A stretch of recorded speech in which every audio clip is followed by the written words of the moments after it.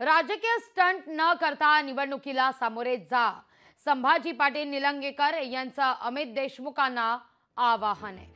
आम्ही निधी आणला, त्याच्या 10% निधी आणून दाखवा, असं आव्हान सुद्धा ते देत आहेत।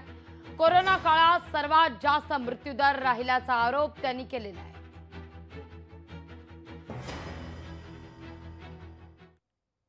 कार्यकर्त्यांची त्यांची वैयक्तिक भावना असू शकते, परंतु या राज्यामध्ये निवडणुका आम्ही एकत्र लढणार आहे।